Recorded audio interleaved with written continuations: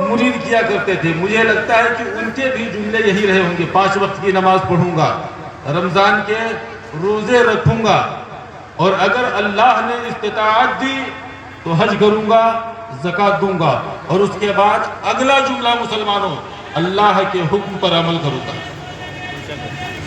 اللہ کے حکم پر عمل کروں گا. آپ سے یہ وعدہ لیا جاتا ہے. مگر آپ یہاں آتے ہیں خانقاہ پر, میں نے دیکھا ہے آپ لوگ ٹہلتے رہتے ہیں. کیا سیکھتے ہیں آپ لوگ؟ سب سے بڑی چیز مسلمانوں جو ہے وہ یہ ہے کہ یہاں پر عرس نے میلے کی شکل اختیار کر لی ہے. یہاں پر ہر طبقے کا انسان آتا ہے. اب اپنے آپ کو بچانا یہ ہماری اپنی ذمہ داری ہے. بارہا ایسا ہوتا ہے کہ کمرے سے نکلنا ہوتا ہے تو سوچتا ہوں 2-4 بچے مل جائیں جو آگے آگے چلیں تاکہ مجھے پریشانی نہ ہو. کس طرح کی پریشانی؟ کہیں ایسا نہ ہو کہ کوئی غیر محرم آ کر میرے ساتھ ٹچ ہو جائے. اس چیز کا احساس پریشان کرتا ہے مسلمانوں. مجھے یہ نہیں سمجھ میں آتا کہ اتنی تعلیم حاصل کرنے کے بعد اور آپ لوگ اپنا وقت ضائع کرنے کے بعد خانقاہ پر آ کر کے بجائے نیکیاں کمانے کی اپنے سر گناہ کیوں لاتے ہیں؟ مولانا عرفان صاحب کہہ رہے تھے, شعر ابھی پڑھا تھا کس نے,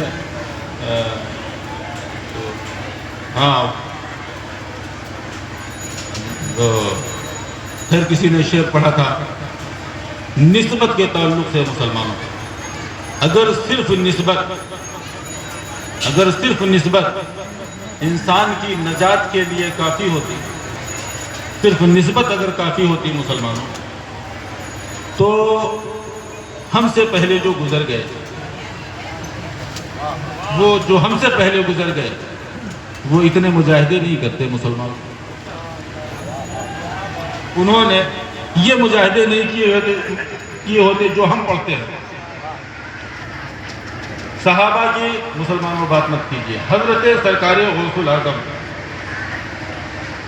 40 سال مسلسل راتوں کو جگ کر ہر رات 3 ختم قرآن پاک پڑھا کرتے سرکار غوث الاعظم. سبحان اللہ. اور یوں آپ نے اپنی زندگی گزاری. پھر زندگی میں ایک وقت آتا ہے مسلمانوں, ایک روشنی نمودار ہوتی ہے. عبد القادر میں تم سے راضی ہوں, عبد القادر میں تم سے راضی ہوں, تم پر سب کچھ معاف ہے. مسلمانوں حضرت سرکار غوث اعظم ارشاد فرماتے ہیں, مردود میرے آقا پر حالت علالت میں جب عبادت نماز نہیں معاف ہوئی تو عبد القادر کون ہوتا ہے جس پر معاف ہو جائے؟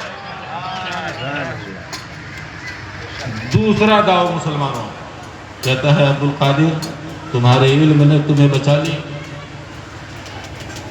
عبد القادر تمہارے علم نے بچا لیا.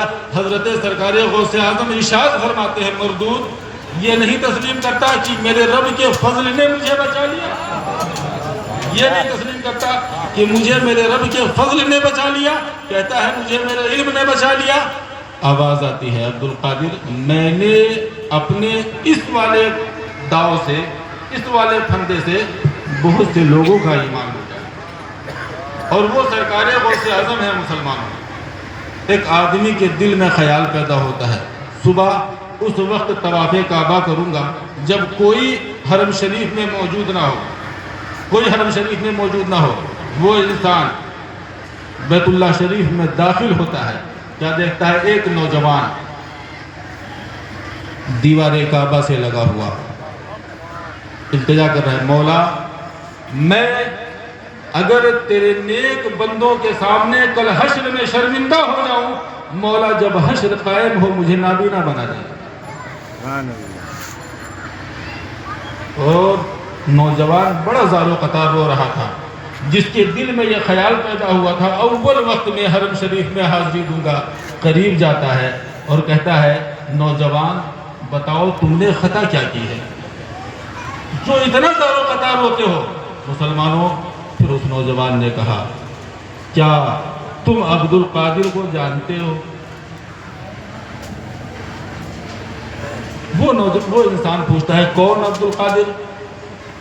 فرمایا تم عبد القادر جیلانی کو نہیں جانتے؟ وہ آدمی سمجھ جاتا ہے, اور حضور پھر آپ رو کیوں رہے ہیں؟ حضرت سرکار غوث پاک ارشاد فرماتے ہیں مسلمانوں یہ جگہ عاجزی کی جگہ ہے. اور ہم نے تقاریر سنی مسلمانوں بچپن سے, آپ بھی سنتے ہیں, اور ہمارا ذہن یہ بن چکا ہے کہ مرید ہو جاؤ پھر کچھ نہیں کرنا ہے, مرید ہو جاؤ پھر کچھ نہیں کرنا ہے, نہ نماز نہ روزہ نہ پیر صاحب کی تعلیم پر عمل. نسبت تو ہے یہ مسلمانوں, اگر نسبت کے سہارے اگر جنت اور جہنم کا فیصلہ ہونا اتنا آسان ہوتا تو ہر آدمی نسبت کا سہارا لے کر جنت میں داخل ہو جاتا. سبحان اللہ سبحان اللہ. کیا حضرت عمر کو یہ یقین نہیں تھا کہ حضرت عمر جنت میں جائیں گے؟ پھر بھی اپنے بیٹے حضرت عبداللہ سے فرماتے ہیں بیٹے دیکھنا حذیفہ میرے جنازے میں شامل ہوتا ہے کہ نہیں ہوتا ہے. اگر میرے جنازے میں حذیفہ شامل نہ ہوا تو بیٹے سمجھ جانا کہ تیرا باپ عمر اتنا سب کچھ کرنے کے بعد اس دنیا سے جاتے جاتے منافق گیا. کتنی قربانیاں دی تھی حضرت عمر نے. اور مسلمانوں ہم نے یہ سوچ رکھا ہے کہ ہم سے کوئی پوچھنے والا نہیں ہے. ہم تو وہ قوم ہے مسلمانوں کہ ہم ہی سے تو پوچھا جائے گا, ہم ہی سے پوچھا جائے گا کہ تجھے میں نے سانسیں دی تھی, ان سانسوں میں تو نے کیا بسا کے رکھا.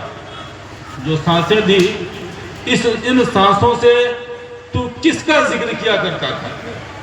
میں نے تجھے دولت دی, اس دولت کو تو نے کہاں خرچ کیا. اور میں نے تیرے سینے میں ایک دل دیا تھا, اپنے سینے میں تو نے کس کی محبت بسا کے رکھی. جو دل دیا نا تیرے سینے میں, ہم ہی سے پوچھا جائے گا اس سینے میں کس کا دل بسا, کس کی محبت بسی ہوئی تھی.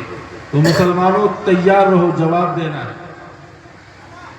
ہم نے صرف یہ سوچ رکھا کہ بس کرو حضرت مولانا سید غلام رسول صاحب سے بیعت کر لینا ہے, جنت ہماری ہے. پوچھو حضرت سے کہ اگر ہم شریعت پر عمل نہیں کریں گے تو جنت میں جانے کا کون سا راستہ ہے, پوچھو. وہ لوگ جو حضور پیر و مرشد سے بیعت ہیں انہوں نے پوچھ کے دیکھا ہوتا حضور پیر و مرشد سے کہ حضور جو وعدے آپ سے کیے ہیں اگر میں اسے پورا نہیں کروں گا تو جنت میں جانے کے ہمارے پاس کتنے چانسز ہیں. آپ کو مسلمانوں جواب ملتا ہے آپ بیعت ہوئے ہیں, ضروری ہے اپنی بیعت کو کامل بنانے کے لیے کہ جو وعدے آپ نے کیے ہیں اسے آپ نہیں کریں. سبحان اللہ سبحان اللہ سبحان اللہ.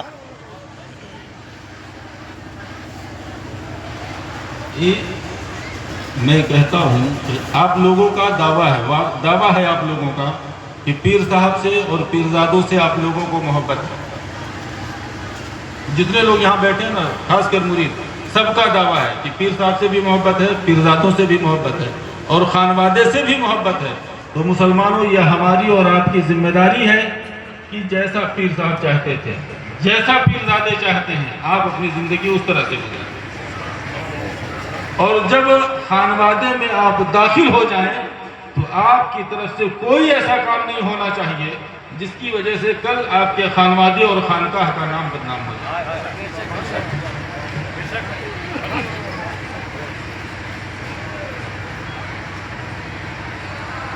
حضرات آپ لوگوں کو یہ پیغام ہے میرا کہ آپ لوگ اولی نمازوں کی پابندی آپ لوگ شروع کریں. گھر رہیں, خانقاہ پہ رہیں, جہاں رہیں, جس طرح موقع ملے نماز کی پابندی کی کوشش کریں. دوسرا اپنی نظروں میں آپ حیا پیدا کریں, اپنی نظروں میں آپ حیا پیدا کریں اور کوشش آپ کی رہے کہ آپ کی بیٹیاں بے پردہ گھر سے باہر نہ نکلیں. اور جو نوجوان بچے ہیں ان کے لیے ضروری یہ ہے کہ وہ اپنے والدین کی اطاعت کریں. صرف ایک واقعہ سناؤں گا کہ حضرت امام اعظم ابو حنیفہ رضی اللہ تعالیٰ عنہ جن کی ہم اقتدا کرتے ہیں, بہت بڑے امام, بہت بڑے عالم, اور ان کی والدہ کا بڑھاپا ہے, ان کی والدہ کی عمر ہو گئی ہے اور فرماتی ہیں بیٹے مجھے فلاں امام کے پاس لے کے چلو, مجھے ان سے مسئلہ پوچھنا ہے. وہ بہت قابل آدمی ہیں. ہم ہوتے، یہ علماء ہوتے، شاید دل میں خیال پیدا ہو جاتا ہے کہ لوگ مسئلہ ہم سے پوچھنے آتے ہیں، ہماری ماں کہہ رہی فلاں کے پاس چلو مسئلہ پوچھنے کے لیے، مگر نہ حضرت امام اعظم ابو حنیفہ نے کبھی یہ نہیں کہا. سواری تیار کیا، اپنی ماں کو ساتھ لیا،